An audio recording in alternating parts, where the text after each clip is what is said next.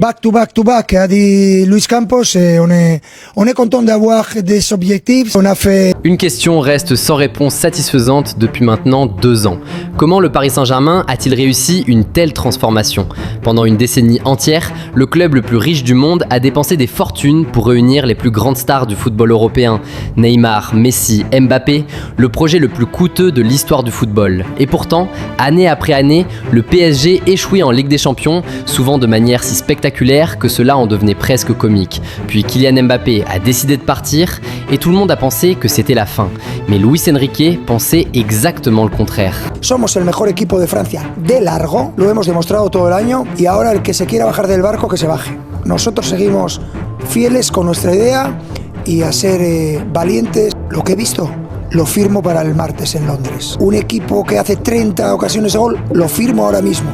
No firmo el resultado, evidentemente. No estoy cero preocupado. Cuando tú tienes un equipo que no especula, que juega a atacar, que presiona alto, que no para de correr, si luego no está acertado en las ocasiones de gol, si luego su portero hace paradas increíbles, forma parte del fútbol, esto lo acepto. Je pense que je vais améliorer l'équipe la saison prochaine, sans aucun doute. Le fait d'avoir un joueur qui se déplace où il veut, créer des situations de jeu que je ne contrôle pas. L'année prochaine, je contrôlerai tout, absolument tout, sans exception. À l'époque, cette déclaration semblait folle. Beaucoup y voyaient simplement un entraîneur tentant de sauver les apparences après avoir perdu son meilleur joueur. Mais 2 ans plus tard, le PSG est devenu l'une des meilleures équipes que le football européen ait connues. 2 Ligues des Champions consécutives, un exploit que seul le Real Madrid de Zinedine Zidane avait accompli auparavant. Ce qui paraissait être une folie est devenu une prophétie. Aujourd'hui, nous allons comprendre exactement comment Luis Enrique a réussi cet exploit. Pour comprendre le PSG actuel, il faut d'abord comprendre celui d'avant.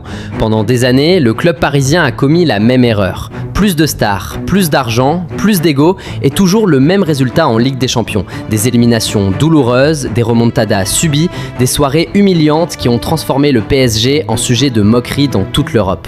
Le problème n'a jamais été le talent, le problème était l'absence d'une véritable équipe.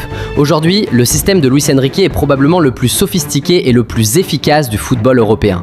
Pourquoi ? Parce que ce PSG n'est pas une équipe à plan unique, c'est une équipe caméléon, une équipe capable de s'adapter à n'importe quel contexte de match. Et dans une Ligue des Champions où chaque adversaire possède des caractéristiques différentes, c'est un avantage immense. Le meilleur exemple reste les demi-finales contre le Bayern Munich. Au match aller, le PSG a gagné par l'intensité. Pressing haut, rythme infernal, agressivité constante. Le Bayern n'a jamais eu le temps de respirer. Au retour, alors que l'équipe de Vincent Kompany devait remonter son retard, le PSG a complètement changé de registre. Bloc plus bas, transition rapide, contre-attaque meurtrière. 2 matchs, 2 plans totalement différents, mais un même résultat. Le PSG s'est qualifié pour une nouvelle finale. Offensivement, la clé réside dans la mobilité. Kvaratskhelia, Dembélé et Désiré Doué n'ont pas de position fixe. Ils évoluent simultanément comme avant-centre, ailier gauche ou ailier droit. Ils échangent constamment leur rôle. Résultat, les défenses deviennent folles. Il est pratiquement impossible de les marquer en zone puisqu'ils ne se trouvent jamais là où on les attend.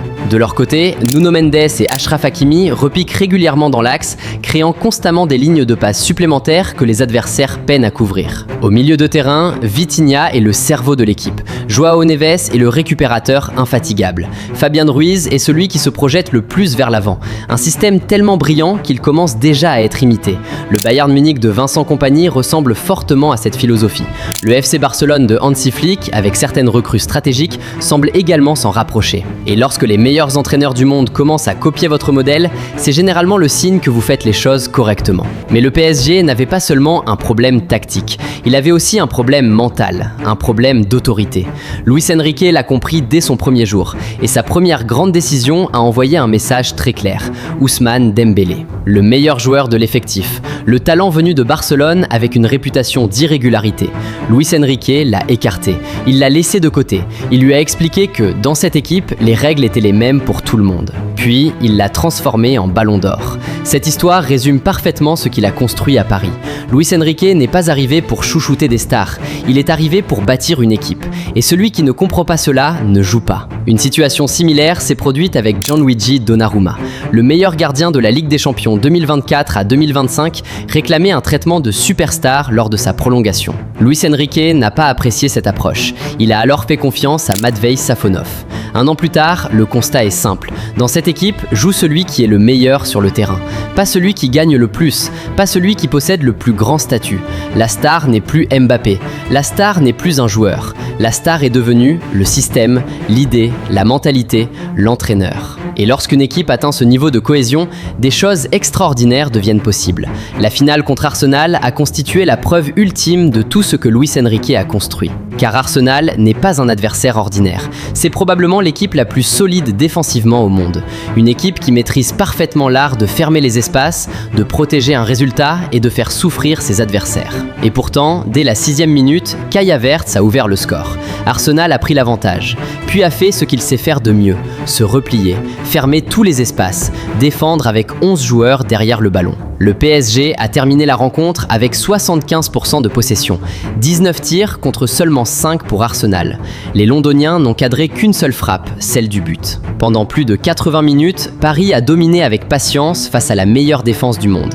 Finalement, un penalty transformé par Dembélé a permis d'égaliser et de pousser la rencontre jusqu'à la séance de tir au but. Et c'est là qu'est apparue la différence fondamentale. Arsenal a manqué 2 de ses 5 tirs. Gabriel Magalhães, irréprochable durant toute la rencontre, a envoyé sa tentative au-dessus de la barre. Ah, la pression, l'inexpérience, l'absence de vécu dans ce type de moment.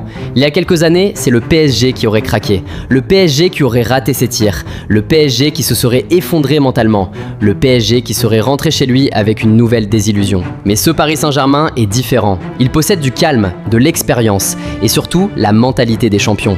Et cela ne s'achète pas, cela se construit match après match, saison après saison, avec un entraîneur qui sait exactement où il va. Alors la question se pose désormais, quelqu'un peut-il arrêter ce Paris Saint-Germain ? Le Barça peut recruter de nouveaux talents, le Real Madrid peut rêver d'une reconstruction, le Bayern peut continuer à s'inspirer du modèle de Luis Enrique, Arsenal peut tirer les leçons de cette défaite et revenir plus fort. Mais le roi reste le roi. Car ce que Luis Enrique a construit à Paris dépasse largement une simple équipe gagnante. C'est une nouvelle manière de comprendre le football, une philosophie qui privilégie le collectif avant l'individu, la mentalité avant le talent, le système avant la star. Et il a réussi cela dans le club où cela semblait le plus impossible. Le club où, pendant des années, les stars étaient intouchables, où les égos dominaient tout et où l'entraîneur occupait la dernière place dans la hiérarchie. Le PSG de Luis Enrique fait désormais partie des plus grandes équipes du football européen moderne. 2 Ligues des Champions consécutives, un style de jeu que tout le monde cherche à copier. Un vestiaire où le meilleur joueur est celui qui court le plus, presse le plus et se sacrifie le plus pour ses coéquipiers. Et au vu de son niveau actuel, il est difficile d'imaginer qu'il ne puisse pas aller chercher une 3e Ligue des Champions la saison prochaine. Parce qu'il y a une chose que Luis Enrique a affirmée dès son arrivée à Paris, une chose que personne ne comprenait à l'époque et que tout le monde répète aujourd'hui. Sans les superstars, le PSG est devenu bien meilleur. Luis Enrique avait raison depuis le début. Si vous n'êtes pas supporter du PSG, vous ratez les gars. Vous ratez.